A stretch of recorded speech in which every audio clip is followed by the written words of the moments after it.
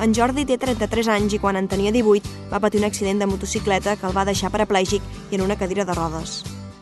M'han explicat, i segons deia l'atestat de la policia, que la situació era que hi havia un camió aturat a la vorera d'emergència i jo pel que fos anava amb moto i pel que fos no el vaig veure i vaig impactar contra el camió directament per darrere. I a conseqüència d'això, doncs, el que us he explicat, vaig tenir el traumatisme cranioencefàlic i vaig caure immediatament en coma. Confessa que el suport dels seus pares va ser vital per recuperar-se i tenir forces per tirar endavant. Molt important que els dos pilars fonamentals de la família, el pare, mare, veure'ls ells sencers també et dona a tu molta motivació de dir, hòstia, doncs sí, jo no puc enfonsar-me. I ells dos van entomar-ho molt bé, van agafar-ho molt bé, també van ser, en moltes ocasions eren ells els que m'animaven a continuar endavant. En Jordi va acceptar ràpidament les seves limitacions i va decidir afrontar la vida sense victimismes ni lamentacions. Lluita cada dia per aconseguir els reptes que es va marcant, sempre minimitzant els entrebancs i aferrant-se a les ganes de viure. Doncs el Jordi és una persona molt constant, molt lluitadora, és molt alegre, no sé, és d'aquelles persones que es marquen objectius i lluiten per aconseguir-los. I si no li surt bé, seguirà i continuarà i buscarà altres vies, però al final ho farà.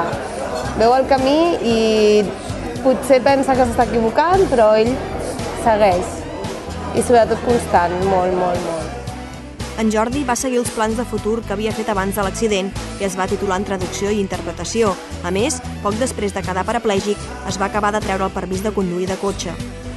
Mai he tingut por d'agafar el cotxe, ja el que t'ho comentava, ho tinc arxivat com un fet més usual a la vida. A més, és molt necessari per mi.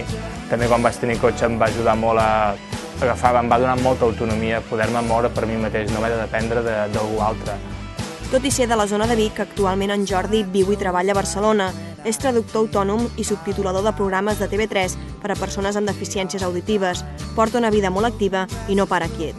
Home, penso que és de les persones amb més vitalitat que jo conec. És una persona que fa moltes coses, un gran esportista, i qualsevol petit entrebanc que tu puguis tenir, doncs ell es mira la vida des d'un optimisme desbordant i és una persona que a mi personalment em dona una alegria i això t'encomana aquest coratge o aquesta manera de fer.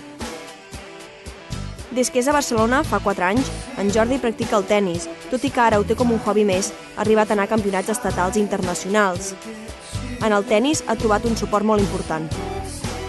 Vaig trobar-me casualment que compartia afinitats amb aquestes persones, que jo, sent de Vic, baixant a Barcelona, no coneixia gairebé ningú aquí a Barcelona, i el fet d'anar entrenant aquí vam fer com una petita pinya i veure gent amb qui, ostres, que curiós, no et coneixia de res, però tanmateix veig que tinc força afinitats amb tu.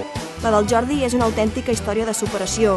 Sense tenir por de res i només amb la valentia com a bandera, ha aconseguit tot el que volia.